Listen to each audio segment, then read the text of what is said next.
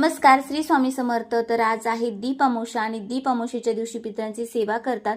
खरं तर ही 12 वाजल्यापासूनच करत असतात, पण आता दुपारचा टाइम होऊन गेलेला आहे, तर संध्याकाळी 6:30 वाजता तुम्ही मात्र ही सेवा नक्की करा। त्याच्यासाठी तुम्हाला काय करायचं आहे की पाट किंवा चौरंग घ्यायचा आहे। जे वारलेले व्यक्ती आहे त्यांचा फोटो त्यावर ठेवायचा आहे। त्यांना फुलं, पांढरी जी फुलं असतात ते अर्पण करायचे आहे। तुळशीचे पानं अर्पण करायचे आहे। मंजुळा सहित मिळाली तर खूपच महत्त्वाचे मानले जातात, ते तुम्ही अर्पण करा। नंतर पाटावर तुम्हाला गव्हाची रास घ्यायची आहे। 1.25 मूठ, 1.25 किलो किंवा मग 1.25 ग्लास, 1.25 तांब्या अशा पद्धतीने तुम्ही घ्या। त्यानंतर त्यावर तुम्हाला एक दिवा लावायचा आहे। दिवा लावत असताना दक्षिणेकडे तोंड करून तो लावायचा आहे। गव्हाच्या राशीवर तो ठेवायचा आहे आणि त्यामध्ये जे वात असते ती पिळ्याची न घालता सरळ आपण कापसाची हातावर करून वात घालायची आहे। वात घातल्यानंतर त्यामध्ये काळे तीळ घालायचे आहे। देवाचं तेल तिच्यात टाकून घ्यायचं आहे आणि दिवा लावून घ्यायचा आहे।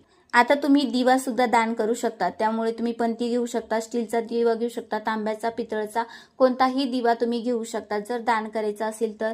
आणि दान करावा असं मान्यता आहे। गव्हासोबत तो दिवा सुद्धा तुम्ही दान करू शकता। आता तुम्हाला सुद्धा दक्षिणेकडे तोंड करून बसायचं आहे। पूजा प्रार्थना करून घ्यायची आहे। ज्या पण तुमच्या अडचणी असतील त्या मोकळ्या व्हाव्या म्हणून असं तुम्हाला सांगायचं आहे।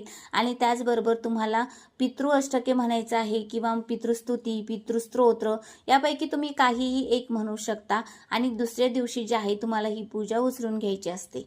या पूजा केल्याने आपल्या घरातील अनेक अडचणी दूर होत असतात, पितृदोष नष्ट होतो आणि 30 पिढ्यांचे जे पित्र असतात त्यांची नावं सुद्धा तुम्ही घेऊ शकता। जे कोणी तुमच्या घरामध्ये जुने लोक असतील त्यांना विचारा, एका कागदावर लिहून ठेवा आणि जेव्हा तुम्हाला सेवा करायची असतील तेव्हा त्यांची नावं घेऊन जर सेवा केली तर आपल्या घरातील पितृदोष नष्ट होतो। अनेक कामं जे आहेत आपली मार्गी लागत असतात, त्यामुळे आवर्जून ही सेवा करा। व्हिडिओ आवडला असेल तर लाईक, शेअर, सबस्क्राईब करा। परत भेटूया अशा छोट्याशा व्हिडिओनी। धन्यवाद।